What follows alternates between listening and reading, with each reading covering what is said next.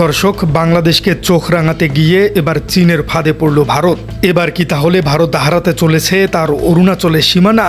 বিশ্ব রাজনীতিতে এখন সবচেয়ে বড় নাটকটি মঞ্চস্থ হচ্ছে দক্ষিণ এশিয়ায়। কথায় আছে, অন্যের জন্য গর্ত খুঁড়লে নিজেকেই সেই গর্তে পড়তে হয়। ভারতের ক্ষেত্রে আজ ঠিক এই কথাটি অক্ষরে অক্ষরে সত্যি প্রমাণিত হচ্ছে।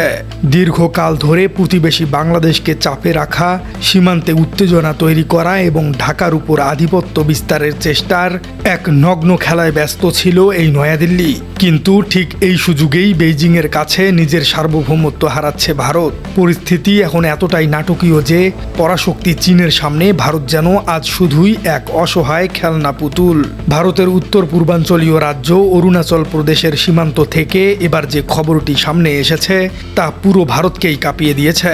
ভারতের অভ্যন্তরে কয়েক কিলোমিটারের ভেতরে ঢুকে পড়েছে চীনা সেনাবাহিনী। শুধু ঢোকার মধ্যেই তারা সীমাবদ্ধ থাকেনি, সেখানে তারা স্থায়ী সামরিক ঘাঁটি পর্যন্ত তৈরি করেছে, পাকা রাস্তা বানিয়েছে এবং বিশাল এলাকা নিজেদের নিয়ন্ত্রণে নিয়েছে। ভারতীয় ভূখণ্ডের ভেতরে থাকা আদিবাসীদের চারণভূমি এবং কৃষি জমি এখন চীনের দখলে। দর্শক, এই চাঞ্চল্যকর এবং বিস্ফোরক দাবি কোনো বিদেশি গণমাধ্যম করেনি। এই দাবি করেছে খোদ ভারতের অরুণাচল প্রদেশের একটি প্রভাবশালী আদিবাসী সংগঠন, যার নাম না ওয়েলফেয়ার সোসাইটি।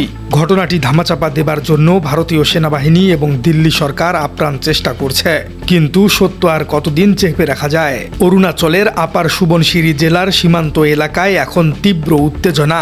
স্থানীয় আদিবাসীরা ক্ষোভে ফুঁসে উঠছেন। তারা বলছেন, বেইজিংয়ের কৌশলের কাছে দিল্লি আজ পুরোপুরি কুপকাত।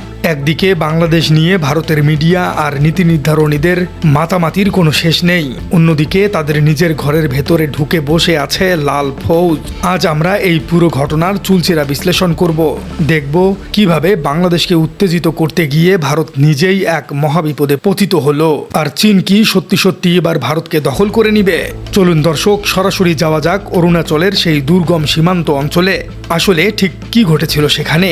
না ওয়েলফেয়ার সোসাইটির সভাপতি কেরুচা সম্প্রতি ভারতীয় গণমাধ্যম টাইমস অফ ইন্ডিয়ার কাছে এক দীর্ঘ সাক্ষাৎকার দিয়েছেন। সেখানে তিনি স্পষ্ট করে বলেছেন, প্রকৃত নিয়ন্ত্রণ রেখা বা লাইন অফ অ্যাকচুয়াল কন্ট্রোল লঙ্ঘন করে চীনা পিপলস লিবারেশন আর্মি ভারতীয় ভূখণ্ডের অন্তত 5টি প্রধান এলাকায় স্থায়ীভাবে জেঁকে বসেছে। এলাকাগুলো হলো আশালিফা, ওয়েইং, পানিয়ার, মারপাং, পোত্রাং এবং টিনডিনটাং। এই নামগুলো সাধারণ মানুষের কাছে অপরিচিত মনে হতে পারে, কিন্তু ভূরাজনৈতিক এবং কৌশলগত দিক থেকে এগুলো ভারতের জন্য অত্যন্ত গুরুত্বপূর্ণ। শুধু তাই নয়, স্থানীয় আদিবাসীদের কাছে এই পাহাড় এবং উপত্যকাগুলোর ধর্মীয় এবং সাংস্কৃতিক গুরুত্ব অপরিসীম।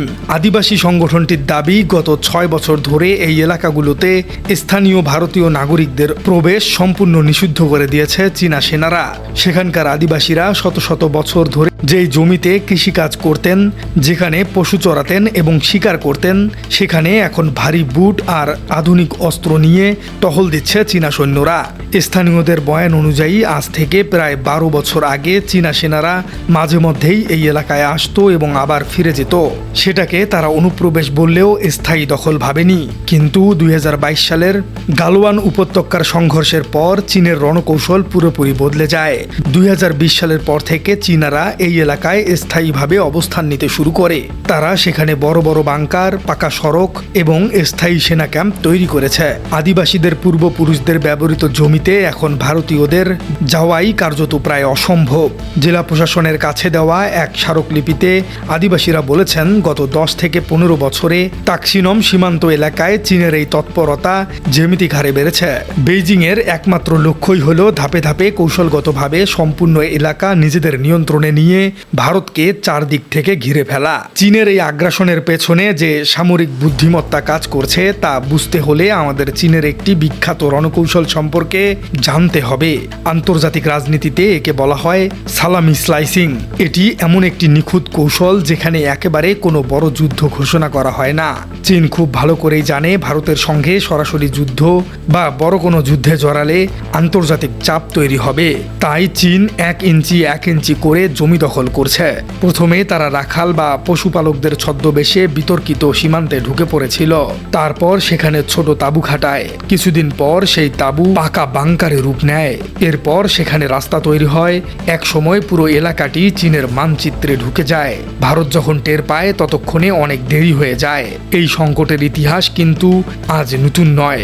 এর শেকড় লুকিয়ে আছে 1962 সালের চীন ভারত যুদ্ধের ইতিহাসে। সেই যুদ্ধে চীনের কাছে ভারতের শোচনীয় পরাজয় ঘটেছিল। চীন তখন ভারতের আকসাই চীন অঞ্চল দখল করে নেয় এবং অরুণাচলের বিস্তীর্ণ এলাকায় ঢুকে পড়ে। পরবর্তীতে যুদ্ধবিরতি হলেও সীমান্ত সমস্যার কোনো স্থায়ী সমাধান হয়নি। ভারত যে সীমান্তকে ম্যাকমোহন লাইন বলে দাবি করে, চীন শুরু থেকেই সেই রেখাকে ব্রিটিশ সাম্রাজ্যদের অবৈধ সৃষ্টি বলে প্রত্যাখ্যান করে আসছে। বেইজিংয়ের স্পষ্ট দাবি, পুরো অরুণাচল প্রদেশ আসলে দক্ষিণ তিব্বতের অংশ, অর্থাৎ এটি চীনের নিজস্ব ভূখণ্ড। বিগত বছরগুলোতে এই নীতি মেনেই চীন একের পর এক আগ্রাসন চালিয়েছে। 2027 সালে ডোকলামে দুই দেশের সেনারা টানা 73 দিন মুখোমুখি দাঁড়িয়েছিল। এরপর 2022 সালে লাদাখের গালোয়ান উপত্যকায় ঘটে যায় আধুনিক ইতিহাসের সবচেয়ে বড় সীমান্ত সংঘর্ষ, যেখানে ভারতের 20 জন জাতীয় সেনা নিহত হন। সেই সময়েও লাদাখের স্থানীয় পশুপালকরা ঠিক একই অভিযোগ করেছিলেন। তারা বলেছিলেন চীনারা ভারতীয় ভূখণ্ডে ঢুকে তাদের পশুপালনে বাধা দিচ্ছে। কিন্তু প্রতিবারেই মোদী সরকার এই সত্যকে আড়াল করার চেষ্টা করছে। অরুণাচলের এই চাঞ্চল্যকর খবরটি যখনই প্রকাশ্যে এলো, ভারতীয় সেনাবাহিনী তাৎক্ষণিকভাবে তা অস্বীকার করে একটি বিবৃতি জারি করেছে। সেনাবাহিনী বলছে অরুণাচল প্রদেশে চীনের অনুপ্রবেশ এবং সামরিক ঘাঁটি স্থাপনের যে খবর বিভিন্ন গণমাধ্যমে প্রকাশিত হয়েছে তা সম্পূর্ণ ভুল এবং ভিত্তিহীন। বাস্তবতার সঙ্গে এর কোনো মিল নেই। ভারত সরকারের অফিসিয়াল অবস্থানও বারবার এমনই থাকে। তারা বিশ্বমঞ্চে নিজেদের ইমেজ ধরে রাখতে চায়।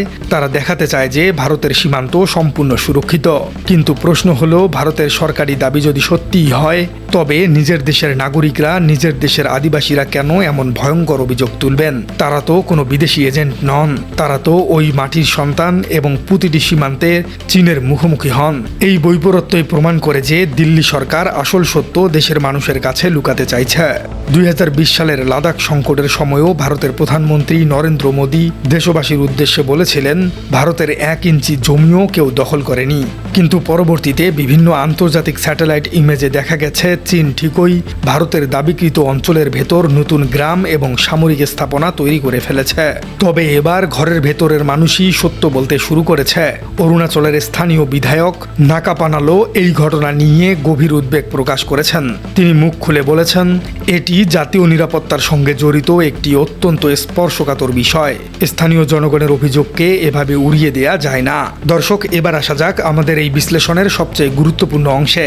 ভারত কেন সবসময় বাংলাদেশকে উত্তেজিত রাখতে চায়, আর কেনই বা তারা এখন নিজেদের ফাঁদে নিজেরাই পড়ল? দীর্ঘদিন ধরে ভারতের পররাষ্ট্র নীতির একটি বড় অংশ জুড়ে রয়েছে প্রতিবেশীদের উপর আধিপত্য বজায় রাখা। বিশেষ করে বাংলাদেশের অভ্যন্তরীণ রাজনীতি, অর্থনীতি এবং ভূরাজনীতিতে ভারত সবসময় নিজেদের নিয়ন্ত্রণ রাখতে চেয়েছে। সীমান্তে প্রতিনিয়ত নিরীহ বাংলাদেশি নাগরিকদের গুলি করে শেষ করে দেয়া হলেও ভারত কখনোই দুঃখ প্রকাশ করেনি। তিস্তা সহ অভিন্ন নদীগুলোর পানির ন্যায্য হিস্সা থেকে বাংলাদেশকে বঞ্চিত করে ঢাকাকে সবসময় চাপের মুখে রাখা দিল্লির একটি নিয়মিত কৌশল। এবং বাংলাদেশের যে কোনো রাজনৈতিক পরিবর্তন বা জনগণের আকাঙ্ক্ষাকে ভারত সবসময় নিজের জাতীয় নিরাপত্তার দোহাই দিয়ে বাধাগ্রস্ত করার চেষ্টা করেছে। ঢাকাকে সবসময় একটি অদৃশ্য উত্তেজনার মধ্যে রাখাই ছিল দিল্লির মূল লক্ষ্য। প্রিয় দর্শক, চীন কর্তৃক ভারতের এই ভূমি দখলকে আপনি কিভাবে দেখছেন? ভারত কি আসলেই তার পররাষ্ট্র নীতিতে কথা বেশি কাজ কম এই নীতিতেই চলছে? কেন ভারত বারবার বাংলাদেশকেই ভয় দেখায়? কমেন্টে জানিয়ে দিন আপনার মূল্যবান মতামত। আর আমাদের চ্যানেলে নতুন হয়ে থাকলে চ্যানেলটি সাবস্ক্রাইব করে বেল আইকনটি বাজিয়ে দিন। দেখা হচ্ছে পরবর্তী কোনো ভিডিওতে।